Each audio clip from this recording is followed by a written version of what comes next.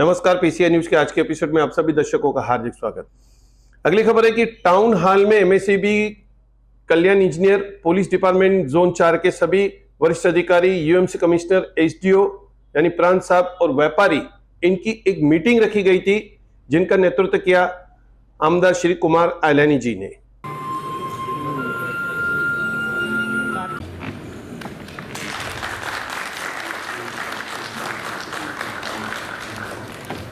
माननीय आयुक्त उल्हासनगर महानगरपालिका श्री अजित शेख साहेब यांचं स्वागत डिलीट करून मी बाकी सर्व अधिकाऱ्यांचं मी सहाय्यक पोलीस आयुक्त अंबरनाथ विभाग श्री वराडे साहेब यांना आमंत्रित करतो। त्याप्रमाणे आम्ही दोनदा आमची फाइलं आपल्याकडे सुपूर्द केलेली आहेत, पण त्यापुढे कुठल्याही प्रकारची कार्यवाही होत नाही। ज्यावेळेस आम्ही महापालिकेला येऊन चौकशी केली त्यावेळेस असं म्हटलं की ते भूमापन अधिकाऱ्याकडे गेलेलं आहे प्रकरण, आणि तिकडे जेव्हा गेलो तेव्हा त्यांनी असं सांगितलं की आमच्याकडे असं कुठल्याही प्रकारचं सर्क्युलर महापालिकेकडनं आलेलंच नाही।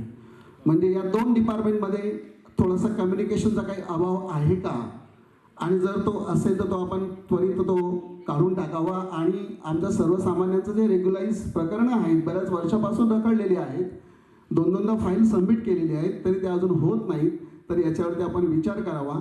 आणि महावितरणचे अधिकारी मला वाटतं या ठिकाणी आहेत, तर महावितरणचं अलीकडे भयंकर बिल लोकांना यायला लागलेलं आहे, आणि ज्यावेळेस आपण महावितरण कार्यालयात जातो त्या ठिकाणी कुठल्याही प्रकारची दखल घेतली जात नाही, उडवाउडवीचे उत्तरे दिले जातात। हा भार तो भार, अरे किती भार तुम्ही आमच्यावर लावणार आहेत, आणि ते बिल ते या भाराने सगळं फुटतं आणि सर्वसामान्यांना त्याचा त्रास होतो, तर याचा आपण विचार करावा। धन्यवाद। आज हम व्यापारियों को अपना दुख सुख और समस्याएं बताने के लिए यहाँ बुलाया है। आज हम व्यापारियों की बात व्यवस्थित और अच्छी तरह सुनी जाए।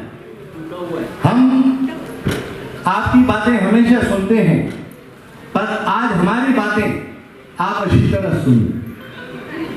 आदरणीय मंच, हमारा प्यारा पुलिस डिपार्टमेंट, हमारे प्यारे कारपोरेशन कमिश्नर साहब और आए हुए हमारे पुलिस जवान और आए हुए हमारे प्यारे पत्रकार बंधु और व्यापारियों, साथियों, आज आपने एक व्यापारियों की समस्या सुनने के लिए कारपोरेशन और पुलिस की संयुक्त मीटिंग बुलाई है, उसके लिए हम आपके आभारी हैं। आपने हमको बुलाया है तो आप हमारी बात को ध्यान दीजिए। धन्यवाद। मैं अशोक मनमंदिर ज्वेलर एसोसिएशन प्रेसिडेंट। मेरा मोबाइल नंबर है 9822292920। धन्यवाद। उल्लासनगर व्यापारी एसोसिएशन, मेरा फ़ोन नंबर है 7620509402।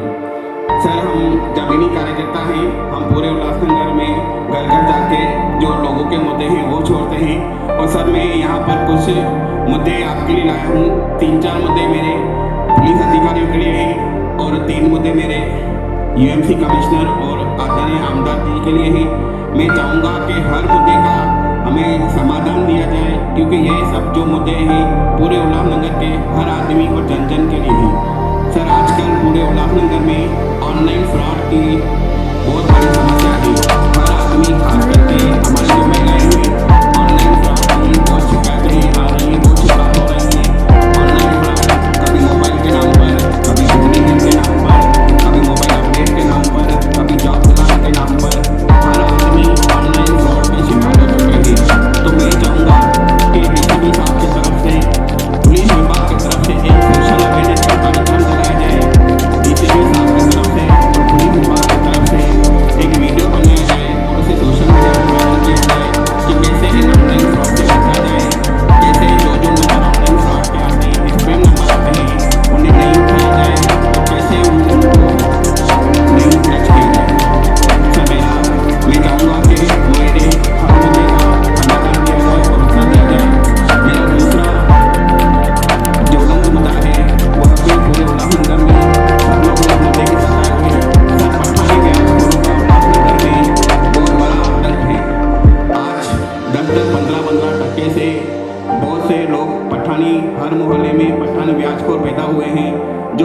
लोगों को, सताए हुए लोगों को, मजबूर लोगों को 10-10, 15-15% से ब्याज देते हैं। मजबूरन होकर लोगों को सुसाइड करना पड़ रहा है। 6 महीना पहले भी 5 नंबर में एक आदमी ने इसी पट्टानी ब्याज की वजह से सुसाइड किया था। तो मैं चाहूँगा कि पुलिस इन पट्टानी ब्याजखोरों के खिलाफ सख्त कार्रवाई करे।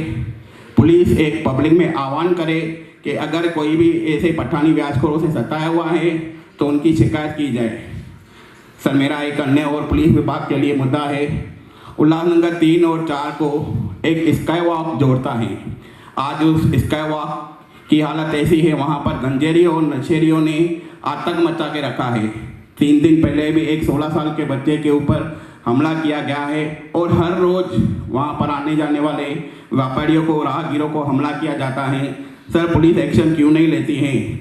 और इस कारण डर इतना हो गया है कि लोग CHM कॉलेज को जाने को डर रहे हैं। मैं पुलिस विभाग से अपील करूंगा कि इस स्काई वॉक का सॉल्यूशन किया जाए ताकि लोगों में डर का माहौल निकल जाए। 94-233-67286। पहले तो मैं आज जो ये मीटिंग रखी गई है, पुलिस प्रशासन और व्यापारियों का एक संगठन करके जो मीटिंग रखी गई है, उसके लिए मैं आपका धन्यवाद करता हूं। मैं हमारे MLA श्री कुमार अलानी जी का बहुत धन्यवाद करता हूं कि उन्होंने ये इनिशिएट करके जो मीटिंग बुलाई है, उसके लिए धन्यवाद। आज मैं जो प्रॉब्लम्स रख रहा हूं वो पुलिस और कॉरपोरेशन से संबंध रखते हैं। सभी व्यापारियों ने जो मुझे अपने अपने प्रॉब्लम्स लिख के भेजे हैं, पहले तो मैं पुलिस प्रशासन से रिक्वेस्ट करूंगा कि उल्लासनगर में जो सबसे बड़ी समस्या है वो है ट्रैफिक की समस्या, पार्किंग की समस्या। आज हमारे रोड वही है जो आज से 40-50 साल पहले थे, परंतु जो गाड़ियां हैं, जो पार्किंग जोन है, गाड़ियां इतनी बढ़ गई है कि खड़ी करने की जगह नहीं है। जो बाहर से लोग परचेज के लिए उल्लासनगर में आते हैं, उनको गाड़ी खड़ी करने की जगह नहीं मिलती है। पार्किंग के लिए और ट्रैफिक क्लियरेंस के लिए मैं प्रशासन से रिक्वेस्ट करूंगा कि वो इस पर इतना एक्टिव एक्शन ले कि सब जो समस्या है वो दूर हो जाए। मैं पुलिस प्रशासन से एक और रिक्वेस्ट करूंगा कि अगर RTO से एक जॉइंट मीटिंग रख करके जो हमारे उल्लासनगर में ऑटो रिक्शा स्टैंड है, आप देखेंगे कि हर चौक पे चारों तरफ ऑटो स्टैंड है। चारों तरफ ऑटो जो है वो 50 से 60-100 ऑटो रिक्शा खड़ी रहती हैं, परंतु उनको कोई हटाने वाला नहीं है। हमारे जो दुकानदार भाई करोड़ों रुपए खर्चा करके दुकान लेके बैठे हैं, उनके आगे ऑटो रिक्शाओं की इतनी लाइन लगी रहती है कि ग्राहक को चढ़ने की जगह नहीं मिलती है। इसके कारण मेरी एक रिक्वेस्ट है कि जो ऑटो स्टैंड ऑथोराइज्ड नहीं है उनको हटाया जाए और जहां पर जितने ऑटो स्टैंड की जो कैपेसिटी है उसको अमल में लाया जाए, उतने ही ऑटो रिक्शा वहां खड़े की जाए। और हमें इसका सूचना पत्र मिलना चाहिए कि ये ऑटो स्टैंड जो है वो ऑफिशियल है और वहां पर इतनी ऑटो रिक्शा खड़ी हो सकती है। ट्रैफिक पॉइंट किए हैं, वो वार्डन्स जो है वो गली गली में जाकर के खड़े रहते हैं और वसूली का कार्य करते हैं। केवल ये नहीं होना चाहिए। वार्डन का काम है कि हर चौक पे, हर कॉर्नर पे खड़ा रह करके ट्रैफिक को क्लियर करे और ट्रैफिक स्मूथ करे। तो ये मेरी एक तो हमें सूचना मिली पूरे शहर की जनता की यहाँ समस्याएं सुन जाएगी, लेकिन ये जो बैनर है वो अलग टाइप का ही लगाया गया, बाकी सब जनता को शायद सुना नहीं जाएगा। धन्यवाद। मैं अपना विषय रखता हूँ, सुझाव ही है, शिकायत मैं करता नहीं। कभी शिकायत होती है तो खुद उसको सॉल्व करता हूँ, सुझाव दे रहा हूँ। एक तो SDO ऑफिस, श्री कुमार अलानी से सवाल है। SDO ऑफिस हमको जिन्होंने 1965 के पहले के सबूत पेश किए हैं, सनद कब देगा? दूसरा सवाल है, सबने बोला स्काई वॉक, मैं कहूंगा स्काई वॉक को चारों बाजू बंद कर दें। 1 नंबर प्लेटफॉर्म पे रेलवे से रिक्वेस्ट करें, एक स्टेयरकेस बनाएं जहां से 3 नंबर के लोग 4 नंबर जा सकें, जिनको TC तंग न करें, टिकट नहीं है तो पकड़े नहीं। एक खाली स्टेयरकेस बनाएं, जो बना हुआ स्टेयरकेस है, पुल है, उसमें से लोग 4 नंबर क्रॉस करें। स्काई वॉक कंप्लीट बंद कर दें, वो गुंडों का अड्डा है। तीसरा है, हाई टेंशन वायर घरों के ऊपर, दुकानों के ऊपर है, जो कभी भी शॉर्ट सर्किट होती है। मेरे घर के ऊपर शॉर्ट सर्किट हुई, मेरी नजर पे असर हुआ, टीवी जल गई, फ्रिज जल गई। पुलिस चौकी गया, उन्होंने शिकायत नहीं ली। बिजली ऑफिस में गया, वहां के अधिकारी ने भी शिकायत नहीं ली। इलेक्ट्रिक मीटर भी जल गया, जो कल मैंने पैसा भर के बदली कराया है।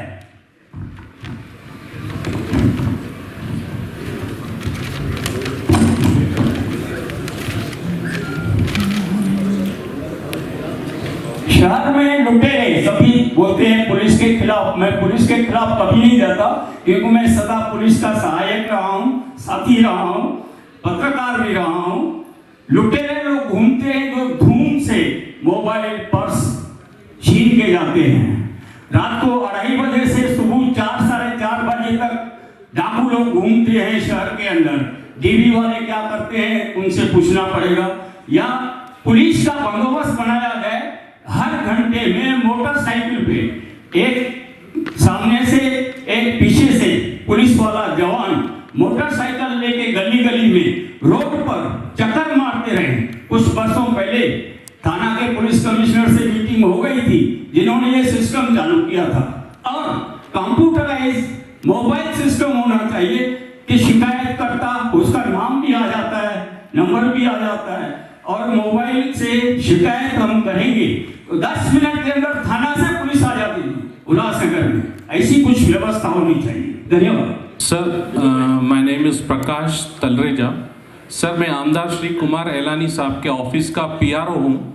हमारे पास एक विशेष समस्या, लगातार कई लोग आते हैं, कई लोग उल्लासनगर महानगर पालिका टैक्स विभाग के लिए, कई लोग के बहुत सारी टैक्सेस बैलेंस हैं, बाकी हैं, थक बाकी हैं, जिन पे ब्याज और पेनल्टी बहुत लगाई गई है। बहुत मीन्स जो लीगली उन्होंने लगानी होती है वो लगाई होगी, लेकिन जितने भी आउटस्टैंडिंग्स हैं, हमारे पास ऐसे कई समस्याएं आती हैं। वो टैक्स भरने को तैयार है, लेकिन पेनल्टीज बहुत हो चुकी हैं।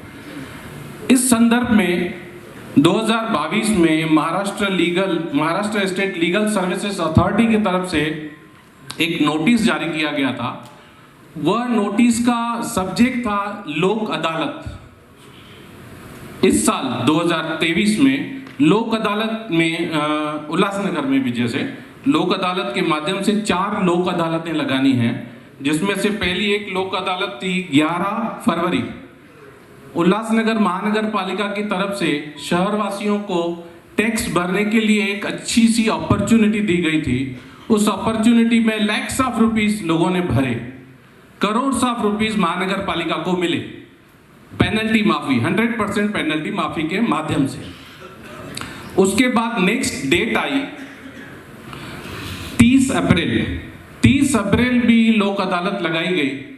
उस लोक अदालत में महानगर पालिका की तरफ से टैक्स पेनल्टी माफी का कोई प्रावधान, कोई सॉल्यूशन, कोई सुविधा नहीं रखी गई थी, जबकि उस समय भी हमारे पास कई लोगों ने अपनी अपनी तरफ से आवेदन दिए थे, कहा था कि हमें वो फैसिलिटी लेके दीजिए, लेकिन महानगर पालिका की तरफ से उन्हें वो फैसिलिटी नहीं मिली। नंबर 3, अब 9 सितंबर को यही सेम लोक अदालत है उल्लासनगर चोपड़ा कोर्ट में। हमने आमदार श्री कुमार एलानी साहब की तरफ से एक पर्सनल लेटर, आयुक्त साहब मैंने अभी आपको व्हाट्सएप किया है, मैंने उस नोटिस को भी, और आमदार श्री कुमार एलानी साहब का पर्सनल लेटर भी अभी मैंने व्हाट्सएप किया है, जिसके लिए आपको एक हम्बल रिक्वेस्ट की गई है। जो सुविधा आपने 30 अप्रैल को नहीं दी शहरवासियों को, वो सुविधा 9 सितंबर को शहरवासियों को दी जाए, ताकि वो 100% पेनल्टी माफी से, ये सुविधा देने से महानगर पालिका को करोड़ ऑफ रुपीस की सर रेवेन्यू मिलेगी। शहरवासियों को पेनल्टी माफी की बहुत एक बड़ी सी सुविधा मिलेगी। इससे हम शहर में जितने रेवेन्यूज आएंगे एक अच्छी सर्विस दे पाएंगे, शहर का विकास कर पाएंगे। इस चीज़ के लिए आप थोड़ा विशेष ध्यान दीजिए सर। मैंने आपको पर्सनल पे सारी डिटेल्स भेज दी हैं, और जिसकी जानकारी मैंने टैक्स विभाग को भी दे दी गई है। Thank you so much. Sir नमस्ते, मैं एक्स नगर सेवक राजू जगियासी मेरा मोबाइल नंबर है 9422661681। आदरणीय मंच, ऐसा बोला जाता है कि यदि कोई अधिकारी अच्छा काम करे तो उसे अप्रिशिएट भी करना चाहिए। तो सर मैं शुरुआत इससे करूंगा, ज़्यादा समय नहीं लूंगा, लेकिन आयुष साहब को मैं अप्रिशिएट करना चाहूँगा जो बहुत ही समय से रुका हुआ काम था और हमारे शहर की बहुत अधिक जरूरत थी एक हॉस्पिटल, उस कार्य को सर आपने हाथ में लिया है और मैं समझता हूँ जल्द ही वो हॉस्पिटल स्टार्ट होने जा रही है। सर मैं विशेष तौर मैं आपको ध्यान दिलाना चाहूँगा कि यह हॉस्पिटल आप जिसको भी दे रहे हैं, मुझे पता लगा है प्रोसेस में चालू है, किसी एजेंसी को हॉस्पिटल जा रही है, लेकिन सर उस व्यक्ति का ट्रैक रिकॉर्ड, क्योंकि आप कोरोना के समय शहर में नहीं थे, उसका ट्रैक रिकॉर्ड बहुत ही खराब है। उस व्यक्ति ने कोरोना के समय में प्लेटिनम हॉस्पिटल के नाम में जो काम किया था, हमारे शहर की गरीब जनता को लिटरली लूटा था। 2-2 लाख 3-3 लाख रुपए बिल लिए थे, लोगों ने गहने बेच के अपना बिल भरा था। ऐसी परिस्थिति उस व्यक्ति ने की थी। सर मैं समझ सकता हूं कि आज हमारी महानगर पालिका की ऐसी पोजीशन नहीं है कि हम हॉस्पिटल खुद चला सके, हमारी फाइनेंशियल कंडीशन इतनी मजबूत नहीं है। लेकिन सर मेरी आपसे रिक्वेस्ट है, अगर कायदे कानून में बिठा के भी हम उसी एजेंसी को अगर हम देने जा रहे हैं तो दीजिए, कोई आपत्ति नहीं है, लेकिन सर उससे टर्म्स कंडीशन ऐसे होने चाहिए जिससे इस मेहरी शहर की जनता को टोटली मेडिकल सर्विस 100% फ्री मिलनी चाहिए। सर जैसे भी कोई भी हमारे शहर का नागरिक हॉस्पिटल में जाता है तो बिना बिल भरे ही वो वापस आना चाहिए ठीक होके। मैं आपको धन्यवाद चाहूंगा कि आपने टेंडर में ये कंडीशन रखी है कि वहां पे कैशलेस काउंटर नहीं, कैशलेस काउंटर होगा, वहां पे कोई काउंटर भी नहीं होगा। और महात्मा ज्योतिबा फुले स्कीम है या प्रधानमंत्री अभय योजना स्कीम्स हैं, उसमें उसको लिया जाएगा। लेकिन सर पहले का जो पास्ट एक्सपीरियंस है, उस समय भी ऐसी बातें हुई थी कि महात्मा ज्योतिबा फुले स्कीम में हम लोगों को लेंगे, हम बिल नहीं लेंगे, गवर्नमेंट हमें पैसे देगी। लेकिन यह व्यक्ति उस चीज में फेल हो चुका है, तो उस चीज पे बरोबर से ध्यान दिया जाए। और बाकी लोग जो इस योजना में सर नहीं बैठते हैं, उनका क्या होगा, उस पर भी जरा ध्यान देना चाहिए। और बाकी शहरों में सर जैसे मुलुंड में, थाना में, बाकी जगह जैसे वहां के नागरिकों को बिल्कुल नॉमिनल या फ्री में उनको मेडिकल सर्विस मिलती है, चाहे सिटी स्कैन हो, चाहे एक्सरे हो, चाहे 2D एको हो, बिल्कुल मुफ्त में उनको सेवा मिलती है। तो सर बहुत ही समय से हमारा शहर इस सेवा से वंचित रहा है और ये भगवान ने आपको सौभाग्य दिया है कि आप वो काम शुरू करने जा रहे हैं और 20 साल के लिए आप उसको ये हॉस्पिटल देने जा रहे हैं। तो सर मेरी आपसे गुजारिश है, तो उससे नेगोशिएशन करते समय इन सभी चीजों का ध्यान रखा जाएगा। जैसे हमारे शहर का नागरिक, मैं रिपीट करता हूं, उस हॉस्पिटल में सुविधा लेने जाए तो वो अपने आप को ठगा महसूस न करे, वो जाए और फ्री में इलाज करे और वहां से ठीक होके बाहर आए। ये मेरी आपसे एक रिक्वेस्ट है। सर दूसरा एक मुद्दा, छोटा सा मुद्दा है, OFC केबल। पूरे शहर में सर आप देखेंगे बहुत सारे मेरे व्यापारियों ने यहाँ पे बात कही कि पूरे शहर में केबल डाली गई, रोड खोदे हुए हैं। हम सर जब भी आपके पास या BW डिपार्टमेंट जाते हैं तो स्वाभाविक है आप हमें बोलते हैं कि हमारे पास बजट नहीं है, हम काम कैसे करें, और वो हकीकत भी है। लेकिन सर मैं आपको जानकारी के लिए बताना चाहूंगा कि अगले साल में जियो वालों ने, जिन्होंने OFC केबल का काम किया है, अगले पूरे साल में 14 करोड़ रुपया महानगर पालिका को दे चुके हैं। आप रिकॉर्ड चेक कर सकते हैं। मुझे अच्छा लगता है सर, एक साल अगले साल में 14 करोड़ आ चुके हैं और आज तक हम वो 1 रुपए का काम नहीं कर पाए हैं। ये बहुत अजीब बात है। हम यहाँ के बेड पे चिल्लाते हैं सर रोड में खड्डे हैं, एक्सीडेंट होते हैं, लोग गिरते हैं, लोग मरते हैं। 14 करोड़ रुपए ऑलरेडी हम उनसे कलेक्शन कर चुके हैं सर। तो सर मेरी आपसे गुजारिश है, जरा अकाउंट डिपार्टमेंट से, BW डिपार्टमेंट ये जानकारी निकालिए। शायद 3 करोड़ का मुझे लगता है अभी प्रोसेस में टेंडर गया है, उसको भी सर अभी तक वर्क ऑर्डर नहीं गया है। तो सर तुरंत से तुरंत जो 14 करोड़ हमारे पास आए हुए हैं, वो जिस कार्य के लिए आए हैं उसी कार्य में सर हम वो पैसा लगाए तो ये जो भी खड्डों की समस्या है, आने वाले समय में सर बहुत बड़े त्योहार, चालीहा साहब का त्योहार, गणपति का त्योहार, माता जी के त्योहार, बहुत बड़े त्योहार हमारे शहर में आने वाले हैं और फंड्स उन्होंने ऑलरेडी हमें भाई दे रखे हुए।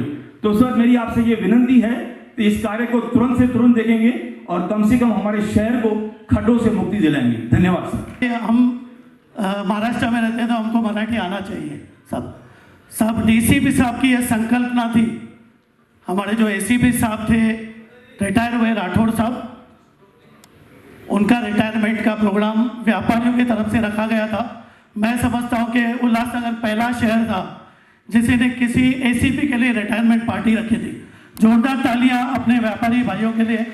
सब उसी दिन डीसीपी साहब ने बोला था कि एक ऐसा प्रोग्राम होना चाहिए जिसमें एक्चुअली पुलिस और व्यापारियों का ही प्रोग्राम था। फिर उसको एक, क्योंकि महानगर पालिका के ऑफिसर लोग सब हैं, सब मैं सिर्फ इतना ही बोलना चाहूँगा कि आज आपके सामने जो प्रतिनिधि बैठे हैं वो लगभग 25 से ज़्यादा एसोसिएशन है हमारी। Mobile association, two wheelers association, four wheeler association, furniture market, Aman shopkeeper association, Sidhu Nagar व्यापारी महामंडल। मैं सबका नाम नहीं ले सकता हूँ सब, लेकिन मैं सिर्फ 5 बातें यहाँ पर रखना चाहूँगा जो बहुत इम्पोर्टेंट है। 2 बातें पुलिस डिपार्टमेंट के लिए एक रिक्वेस्ट करना चाहूँगा, विनती करना चाहूँगा। सब उल्लासनगर में महानगर पालिका के सहयोग से पूरे शहर में सीसीटीवी लगनी चाहिए। उसमें हमारे आमदार साहब का जो आपको सहयोग लगेगा वो लेकर पूरे शहर में सीसीटीवी का नेटवर्क, जैसे सब थाना में हो चुका है, कल्याण स्मार्ट सिटी में हो चुका है, मुंबई में हो चुका है, वैसा हमारे इधर होना चाहिए। उसमें महानगर पालिका और डीसीपी साहब दोनों का, पुलिस का सहयोग करके वो होना चाहिए। उसमें आमदार साहब का पूरा सहयोग रहेगा। सब पुलिस से और एक हमारी विनती है कि जो बीट ऑफिसर्स हैं आपके, जो बीट मार्शल्स हैं, 112 नंबर के लिए मैं बोलूँगा जोरदार तालियां पुलिस प्रशासन के लिए बजाए, क्योंकि जितने भी व्यापारियों ने 112 नंबर पे फ़ोन किया है, सब हमको बहुत अच्छा रेस्पॉन्स पुलिस की तरफ से मिला है। श्री राम गली के व्यापारी यहाँ पर बैठे हैं, अपना साड़ी बाजार के व्यापारी यहाँ पर बैठे हैं, वो यह बात बता सकते हैं कि पुलिस का बहुत अच्छा सहयोग सब मिला है। सब बीट मार्शल का जो आपका इलेक्ट्रॉनिक डिवाइस था जिसमें वो जाके पंच करते थे, वो सब पूरे शहर में हर बाजार में वो होना चाहिए। और जो बीट वाला वो कितने बजे गया, रात को 2:30 बजे गया, 3 बजे गया, 4 बजे गया, वो आपके पास भी वो सुविधा होनी चाहिए। आजकल पूरा डिजिटल हमारा देश हो चुका है हमारे मोदी साहब के राज में। वो 2 बातें पुलिस के लिए थी। सब महानगर पालिका के लिए हमारे जो सिंधु नगर व्यापारी मंडल के अध्यक्ष हैं, मेरे वरिष्ठ हैं, उन्होंने मेरे पिताजी के साथ भी काम किया है। सब पार्किंग की जो समस्या है, कमिश्नर साहब मेरी रिक्वेस्ट है, जो 25 एसोसिएशन यहाँ पर बैठी है, मैं बोलूँगा हाथ ऊपर करके ये बात बताइए कि कितनी बड़ी तकलीफ हम व्यापारियों को पार्किंग की है। सब पार्किंग के लिए आपके पास लेटर आया है आमदार साहब का। सब जो गांव में भी मैदान है थाना में, उसके नीचे अंडरग्राउंड पार्किंग बन रहा है।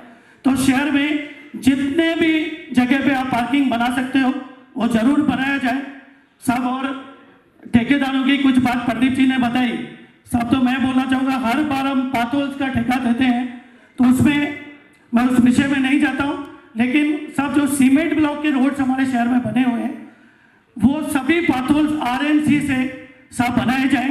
वो आरएमसी का एक अलग ठेका निकालना पड़ता है रेडी मिक्स कंक्रीट का, उससे हमारे सीमेंट ब्लॉक के रोड बनाए जाएं। मुझे ज़्यादा जानकारी नहीं है, लेकिन M60 उसमें कम से कम यूज़ किया जाए सर, ऐसी मेरी आपसे रिक्वेस्ट रहेगी। सब 5वां मेरा लाइट ऑफिसर्स जो यहाँ पर हैं, मैं उनका आज धन्यवाद करने के लिए यहाँ पर खड़ा हुआ हूँ। आमदेकर साहब और भोले साहब दोनों का मैं धन्यवाद करता हूँ। हमारी जो बीच में मीटिंग हुई, सब आपने हमारा सुनकर 2 ऑफिसर्स का ट्रांसफर किया है और अगले हफ्ते से हमको 25 से 30 पैसा सुविधा, थोड़ा मुझे लगता है तकलीफ कम हुई है, उसके लिए मैं धन्यवाद करता हूँ। मैं धनंजय आमडेकर, मुख्य अभियंता कल्याण परिमंडल। और जो आज समस्या हमारे सामने रखी गई थी कि जो हमको 24 घंटा सप्लाई चाहिए और जो महाराष्ट्र का जो टैरिफ है उसको अपन लाइट बिल का जो पर यूनिट बोलते हैं उसका जो दर है वो सबसे ज़्यादा है। ऐसे 2 प्रमुख मुद्दे सामने आए थे, तो उस सिलसिले में पहले बात क्लियर करता हूँ कि जो अपना सप्लाई के बारे में जो समस्या है, ये मैं पिछले 2 महीने में मान्य करता हूँ कि जो इंटरप्शन हुआ है उसका वजह जो है उसमें अपने उल्लासनगर में जो मेन लाइन आती है वो मेन लाइन तकरीबन 40 साल पुरानी है, 35 से 40 साल। तो अगर ये बारिश के पहले अगर वो नहीं बदली गई थी तो मे भी अपना उल्लासनगर वो टावर अगर गिर जाता तो 10 या 15 दिन कम से कम लगते थे, क्योंकि जो लाइट आती है वो पूरी हिली एरिया से आती है। इसलिए हमको मजबूरन पिछले 2 महीने में कम से कम 8 से 10 बार पूरा दिन भर शटडाउन लेना पड़ा। और ये शटडाउन इसलिए लेना पड़ा कि वो पूरा जो टावर है, अभी जो पहले जो टावर दिखते थे उसके बजाय भी हम मोनोपोल का जो इस्तेमाल करते हैं उसका हमने काम किया है। आप लोग देख भी सकते हैं वो मोनोपोल और पूरा जो वायर जो पुराना हुआ था वो भी हमने बदली किया है। तो इसके लिए है हमको कम से कम 2 या 3 करोड़ का पूरा खर्चा आया। तो ये हमने पिछले 2 महीने में किया था। तो उस वजह से थोड़ा आपको परेशानी उठानी पड़ी, इसलिए मैं महावितरण की वजह तरफ से दिलगिरी व्यक्त करता हूँ। लेकिन आगे की जो अपनी ये पूरा बारिश रहेगा या पूरा अगला पीरियड रहेगा उसमें इतना टाइम लाइट जाना या अभी हो ही नहीं, या फिर आपका जो अगर सप्लाई गया तो हम अभी जो व्हाट्सएप ग्रुप पे आपको इंटीमेट करते हैं कि ये काम करना है, 1 या 2 घंटा हमको लाइट का बंद चाहिए। लेकिन ये बंद करना भी हमने अभी कम से कम करने के लिए पूरा प्लानिंग किया है। और दूसरी बात यह है कि जो आप कंप्लेंट रेज करते हैं थ्रू मोबाइल या फिर फिजिकली, तो उसका निपटारा 1 या 2 दिन के अंदर होने के लिए जो अभी हमारी व्हाट्सएप चालू हो गई है, तो उसके बारे में मैं आपको सबको दिलासा देता हूं कि ये 2 दिन के अंदर किसी के अगर बिलिंग कंप्लेंट हो या पावर फेलियर हो, वो अगर रिजॉल्व नहीं हुई तो कृपया करके हमारे जो ऑफिसर से, हमारे जो सुपरिटेंडिंग इंजीनियर या एग्जीक्यूटिव इंजीनियर सामने बैठे वाले, उन तक खाली आपका मैसेज आना चाहिए या फिर बात हुई हमारे तक आनी चाहिए, तो हम उस पर इमीडिएट उस पर एक्शन लेके वो रिजॉल्व करेंगे। दूसरी बात, किसी ने अभी तक बोली नहीं है कि नया कनेक्शन के लिए कुछ यानी कुछ दलाल या कुछ लोग आगे आते हैं, 15-15 1 महीना होता नहीं है। तो उस बारे में मैं एक ऐलान करता हूं कि किसी का भी कनेक्शन हो जिसपे लाइन अगर खड़ी करने की जरूरत नहीं है तो उसका एप्लीकेशन आने के बाद 7 दिन के अंदर उसका मीटर लगना चाहिए। ये हमारा नया सिलसिला हमने चालू किया है। तो किसी का अगर इश्यू है तो उसमें आप बिंदास हमारे तक आ सकते हैं, और हमारी जिम्मेदारी है कि 7 दिन के अंदर, कम से कम ये 1 आधा दिन इधर उधर हो सकता है, लेकिन 7 दिन के अंदर हमारा पूरा ध्येय रखा है और उसके अंदर ही हम मीटर देंगे। इसलिए मैं आपसे सबसे विनती करता हूं कि किसी के पास भी आपका काम न देते हुए आप खुद आइए ऑफिस में, एप्लीकेशन कीजिएगा, आपको किधर भी जाने की जरूरत नहीं है। तो ये 2 चीजें हैं। थर्ड चीज है कि जो महाराष्ट्र में जो टैरिफ है यानी बिजली का दर है वो सबसे ज्यादा है, ऐसा आपको लगता है? सब ऑफिसर्स और उनके सब असिस्टेंट्स, शहर के जो व्यापारी संगठन है, आम नागरिक है, सभी भाई बहन, आज यहाँ काफ़ी विस्तार से इंटरेक्शन हुआ, बहुत अच्छी बात है। ये जो इंटरेक्शन था ये एक बहुत अच्छी और पॉजिटिव स्टेप है, क्योंकि समस्या के बिना कोई दुनिया में ऐसी कोई चीज़ नहीं है जहाँ समस्या न हो।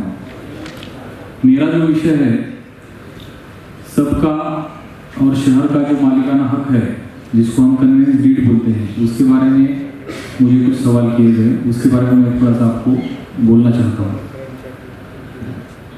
अखंड भारत का जब बंटवारा हुआ तो ये स्पेशल कॉलोनी यहाँ बसाई गई, हिस्ट्री सबको मालूम है, मैं उसमें नहीं जाना चाहता। इसके लिए, इस कॉलोनी के लिए इसको कैसे बसाया जाए, इसका मालिकाना हक कैसे दिया जाए, इसकी शुरुआत बहुत पहले से यहाँ हो चुकी है। सबसे पहले सिंधी लीडर्स और भारत सरकार के बीच में पहला एक मीटिंग हुई थी, उसकी प्रोसीडिंग बनी, उसको हम आज कॉन्स्टिट्यूशन या जैसे एक बेसिक जो डॉक्यूमेंट है उसके आधार पे यहाँ का काम होता है। कन्वेंस डीड के बारे में बहुत सारे वाद और प्रतिवाद है, टेक्निकल इश्यूज भी है। एक दिन में मैं वो सॉल्व नहीं कर सकता, क्योंकि जैसे मैंने कहा है कि अखंड भारत का जैसे बंटवारा हुआ अपनी स्पेशल कॉलोनी बस्ती, उसके लिए कुछ रूल्स बने, एक्ट बना, और उसके तहत आज तक ये काम चालू है। मैं आपको बताना चाहता हूँ कि आज तक मैं और मेरे पहले जितने ऑफिसर हो चुके होंगे, उन्होंने 33,000 यानी कि 33,000 कन्वेंस डीड इस शहर के लोगों को दिए हैं, उनको मालिकाना हक प्रदान किया है। और भी बचे हैं, डेफिनेटली है, और वो भी समय के साथ उनको भी मिल सकता है। जब ये बात हुई कन्वेंस डीड की, उसको देने की, उसकी एक प्रक्रिया जो है उसको सुलभ कैसे किया जाए, क्योंकि अपनी जो कन्वेंस डीड है, अपना जो मालिकाना हक है, एक बहुत रिजिड एक्ट के तरफ दिया जाता था, जो कि अब एक्ट अस्तित्व में नहीं है, वो रिपील हो चुका है। लेकिन सुप्रीम कोर्ट ऑफ इंडिया में कुछ हमारे शहर के गणमान्य व्यक्तिगत और उनकी रिक्वेस्ट पे सुप्रीम कोर्ट ने ऑर्डर दिया कि उसी एक्ट के तहत आप ये जो काम है वो करें। लेकिन उसमें बहुत सारी दिक्कतें आती थी, भारत सरकार को भी आई, जब ये स्टेट गवर्नमेंट की तरफ गया उसको भी आई। तो हर बार सर्कुलर्स निकाले गए, जीआरस निकाले गए, 50 सर्कुलर्स और जीआरस निकाले गए। आपको ये समझ लेना चाहिए कि 1960s में जो कंडीशन थी वो अलग थी, 90s में अलग थी, 2000 में अलग थी, आज 2023 में अलग है। उस वक्त की प्रायोरिटी अलग थी, उसके बाद में अलग थी, और आज की प्रायोरिटी अलग है। तो समय के हिसाब से गवर्नमेंट ने भी यहाँ के लोगों के सुविधा के लिए, यहाँ के लोगों की दिक्कतों को दूर करने के लिए बहुत सारे चेंज करने की प्रयास की। फिर भी अभी कुछ लोगों ने शेयर किया कि सोसाइटियों का बड़ा मसला है, पेनल्टीज का इश्यू है, जो कि डीम कन्वेंस नहीं हो सकता, या फिर डेवलपमेंट प्लान जो बने हैं पुराना और आज का, उसमें इश्यूज हैं, वो अथॉरिटी अलग है। तो ऐसे बहुत सारे इश्यूज हैं, उसको सॉल्व करते करते इसमें लोक प्रतिनिधि भी जुड़े। 2 साल से मैं कुमार सेठ को देखता हूँ, वो हमेशा मेरी तरफ आते हैं और वो कहते हैं कि इसमें कुछ तो सुलभ कीजिए, क्योंकि उनको भी पता है कि मेरी मर्यादा क्या है। एक्ट को यहाँ कोई एक व्यक्ति मोड़ नहीं कर सकता, लेकिन एक्ट को ब्रीच न करते हुए, उसका नियम भंग न करते हुए कैसे सोल्यूशन निकाला जाए, इसकी तरफ थोड़ा सा हम ध्यान देने की कोशिश की है। अब ये जो अपना कन्वेंस डीड का यहाँ जो इशू है, मैंने आपको कहा कि 33,000 जो कन्वेंस डीड है वो हम दे चुके हैं, उसका पीआर कार्ड भी बन चुका है। अब वो फ्री होल्ड प्रॉपर्टी है, यानी कि आप उसके परमानेंटली मालिकाना हो, आपको मिल गया है, आप उसको सेल कर सकते हैं, बेच सकते हैं, उस पर आप यूएमसी की परमिशन से डेवलप कर सकते हैं। लेकिन जो बचे हैं उसका इशू बार बार आता है। इसमें से सबसे पहले जो इशू आया, जो अनऑथोराइज कंस्ट्रक्शन का इशू आया, ये शहर ही पूरा गवर्नमेंट की लैंड पे बसा है, क्योंकि ये स्पेशल कॉलोनी है। यह हमारे सिंधी भाइयों के लिए, या फिर अखंड भारत का जब बंटवारा हुआ तब जो यहाँ लोग आके बसे, उनके लिए बनाई गई थी, या फिर उनको यहाँ बसाया गया। इसलिए यहाँ का जो लैंड का रूल है वो अलग है। MLRC या फिर महाराष्ट्र लैंड रेवेन्यू कोड अपने उल्लासनगर को छोड़ के सब जगह उसको मान्यता है, लेकिन अपने यहाँ एक्ट अलग है। इसलिए यहाँ की दिक्कतों को कैसे छुटकारा पाए। अब मैं आपको एक एग्जांपल देता हूँ। जब सुप्रीम कोर्ट में चला, अपनी केस चली, सुप्रीम कोर्ट ने ये कहा कि 2005 के पहले की जो एप्लीकेशन है लोगों की, उनको आप कन्वेंस डीड दे सकते हैं। उल्लासनगर शहर में स्थानिक प्रशासन, महानगर पालिका, महसूल प्रशासन, सेवा देने वाले MSEB जैसे बाकी डिपार्टमेंट्स, पुलिस, लोक प्रतिनिधि, आमदार साहब और स्थानिक व्यापारी, स्थानिक नागरिक, इससे समन्वय रखते हुए इंटरेक्शन करके जो भी स्थानिक प्रॉब्लम है वो सॉल्व करने के लिए आज का कार्यक्रम रखा गया था। काफ़ी अच्छा इंटरेक्शन रहा और बहुत सारे लोगों ने अपना पक्ष रखा, अपने प्रॉब्लम रखे, कुछ सुझाव दिए। हर डिपार्टमेंट ने अपने अपने जो इशू थे वो एड्रेस किए और सॉल्व करने का प्रयास किया और इसके बाद भी कर रहे हैं। तो सर, परिमंडल 4 में कुछ अपराधी है, उनको आपने तड़ीपार किया है, कितने कौन से अपराधी है और कितने अपराधी अपने तड़ीपार किए? जो भी लोग समाज में कानून और व्यवस्था बिगाड़ने का प्रयास करते हैं, गुनाह करके सार्वजनिक शांतता भंग करते हैं, वैसे मर्डर करने वाले, अटेम्प्ट टू मर्डर करने वाले, महिला विषय गुनाह करने वाले, चोरी डकैती करने वाले, रॉबरी करने वाले, सभी का क्रिमिनल रिकॉर्ड एनालिसिस करके सन 2022 में उल्लासनगर से 55 लोगों को हद्दपार किया गया। करीब करीब 50 लोगों पे मौका अंतर्गत कार्रवाई की गई। 12 लोगों को MPDA के तहत कार्रवाई की गई। 2023 में 42 लोगों को, आज आखिर 42 लोगों को हद्दपार किया है और ये कार्रवाई निरंतर चालू रहेगी। आज हमारे आदरणीय DCP साहब सुधीर पठारे जी ने और हमारे कमिश्नर शेख साहब, SDO कारोबारी साहब, MACB, सभी डिपार्टमेंट प्लस RTO सभी लोग ने पार्टिसिपेट किया और जो उल्लासनगर की समस्या है, आज ये मीटिंग खास करके स्पेशल हमारे DCP साहब के कहने पे ही आज ये हम लोग ने ऑर्गेनाइज की थी कि शहर का जो वातावरण है, लॉ एंड ऑर्डर है या प्रॉब्लम्स है, पब्लिक की क्या समस्या है और पब्लिक का सॉल्यूशन निकालने के लिए जो हाल ही में 3 करोड़ का एक ज्वेलर का चोरी हुआ था, उस सिलसिले में हम साहब से मिले थे, वहीं पे चर्चा हुई और वो आज हमने मीटिंग यहाँ पे आयोजित की, जिसी में कमिश्नर साहब ने भी पार्टिसिपेट किया, जिसमें कारपोरेशन के मुद्दे वो भी आ गए हैं, जो व्यापारियों के मुद्दे हैं, शहर के मुद्दे हैं, NGO के मुद्दे हैं, उल्लासनगर मैन्युफैक्चर एसोसिएशन आई, सभी लोग जिन्होंने अपनी अपनी बातें रखी है वो बातों को सामने रखते हुए पूरा उनके ऊपर ध्यान दिया जाएगा। आने वाले 2-3 महीने के अंदर उसका प्रॉब्लम सॉर्ट आउट होगा। धन्यवाद।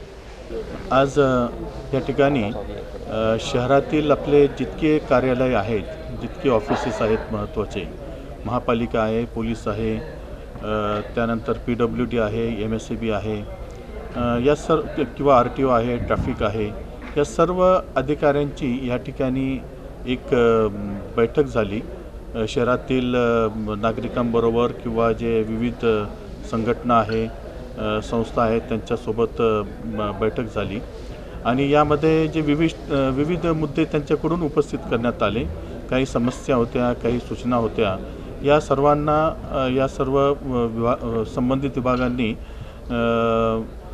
समजून घेतलं, त्यावरती मार्ग काढायचा निर्णय घेतलेला आहे आणि साधारणतः एक 3-4 महिन्यानंतर पुन्हा बसून त्याचं काय कंप्लायन्स झालेलं आहे असंही या ठिकाणी ठरवण्यात आलेलं आहे। सर्व जे महत्त्वाचे विभाग होते, पोलीस डिपार्टमेंट आहे, DCP सरांनी त्यांच्या पूर्ण पोलीस विभागाविषयी लॉ अँड ऑर्डर सिच्युएशन वगैरे या संबंधित सविस्तर माहिती दिलेली आहे। महापालिकेचे अनेक विषय या ठिकाणी उपस्थित झालेले होते, त्याबाबत आम्ही या ठिकाणी भाष्य केलेलं आहे। त्या व्यतिरिक्त प्रांतसाहेबांनी विशेषतः सनदीच्या बाबत त्यांचे काय मुद्दे होते, जे फार जिव्हाळ्याचे मुद्दे आहे या ठिकाणच्या नागरिकांचे, त्याबाबत त्यांनी अतिशय सुंदर अशी माहिती या ठिकाणी दिलेली आहे। माननीय आमदार महोदयांनी माहिती दिलेली आहे आणि अशा प्रकारे एक चांगल्या प्रकारचं या ठिकाणी हे जे आयोजन करण्यात आलेलं होतं ते पार पडलेलं आहे। आमचे सर्व संबंधित अधिकारी आहे, सर्व संबंधित विभाग प्रमुख आहे, हे सर्व मुद्द्यांचं निश्चितपणे निराकरण करतील असं मी सर्व विभागांच्या वतीनं माननीय DCP साहेबांच्या वतीनं समस्त जनतेला आश्वस्त करू इच्छितो। धन्यवाद।